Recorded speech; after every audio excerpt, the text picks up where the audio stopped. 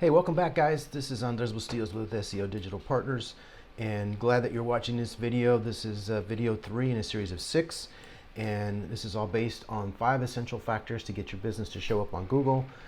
And like I said, my name is Andres Bustillos. I'm the senior SEO digital marketing consultant here, and we're going to get started with the next topic. Last time we discussed how to make sure that your technical SEO is up to SEO best practices, and so now we're going to discuss factor number 2, which is make sure your on-page SEO is up to best practices. All right. So getting started with metadata. All right. So on-page means the code that's on the page that describes to the Google search engines what is on the page. All right. So metadata is really important, and you don't want to, make this sloppy work at all. You want to make sure you're very detailed and you are following best practices here. So the first thing we're going to talk about today is going to be Hreflang Tags. So Hreflang Tags actually describes what language will be displayed for your website visitor. So if you have an international website, you want to make sure that your Hreflang Tags are correct and are up to best practices. We've worked on some websites before where there were Hreflang Tags, however, they were not set up correctly. You want to make sure that you check this, and there's several tools out there that you can check this with, and we'll go into more detail about all of these different subjects on page SEO and technical SEO and whatnot in other videos. But for now, we just want to cover the key points for making sure that your website shows up on Google, and we are covering what is called on-page SEO. So the next thing we're going to talk about is, can you guess what that is? A title tag, right? So it's the title of your page. And you're thinking, all right, so I'm calling my page home because it's the home page. No, don't do that. Please don't do that. You have no idea how many times we've gone to websites, done SEO audits, and find that the home page for our client is called home. Well, what's wrong with that? It's the home page of the website, right? Well, it doesn't describe the home page correctly to the Google bots or to any search engine bot. You want to make sure you use a keyword, and we'll talk about keywords later, a keyword that is related to that page, that is on that page, and that describes the page, basically. So for example, if you've got a plumbing service and it's called Joe's Plumbing Service, you want to make sure, and the name of your home page is Joe's Plumbing Service, right? That's part of it, but the title tag, you have up to 60 characters to use. So you want to use that real estate of those 60 characters in a wise fashion. You want to make sure that you use relative keywords. And number 2, that you don't repeat the same keyword in that title tag, all right? So you use synonyms or use other keywords that have just as much value or search volume. All right, we'll talk about all of that in keywords later. All right, next up, other than the title tag, is our meta description. So this is very important because this describes, just like it says, meta description, to the bots exactly what is on the page. But more so like an overview or a summary. But, yeah, two buts. It is very important that you entice the reader to click on your organic link or on that web page that shows up in the SERPs, all right? And the definition of SERPs is in the description, if you need to look that up.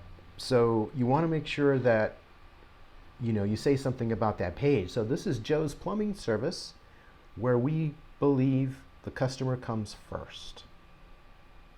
And we have 24-hour plumbers available.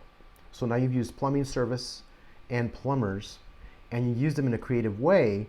So now don't use this. No, that's fine. You can use it. If there's a Joe's Plumbing Service out there, feel free to use that.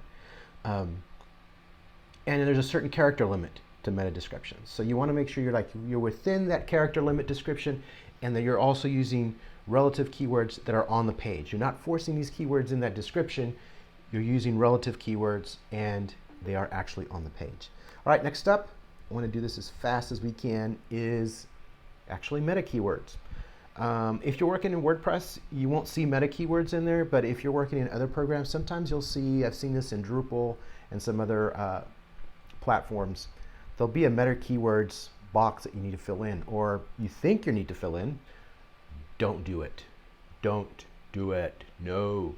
You know why? Some search engines look at this as spam or spammy, and they think this page is kind of spammy. They're trying to stuff keywords in here. It is not 2002, where we used to stuff keywords and count how many keywords and keyword density is on a page. Scratch all of that. We're not doing that. All right, so this should be blank. There should be nothing in here. Nothing in the HTML code on a web page should note a list of keywords. All right, write that down. It's really important, because if you list or hide a list of keywords, like I've seen some websites do this still, and it's not 2002 anymore,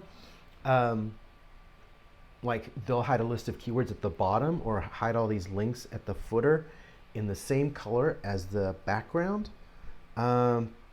That's black hat, and your page is going to be considered spammy, and it will not be ranked, and it will be indexed, and it'll be indexed in the bottom 1 million of the website, so you don't want to do that.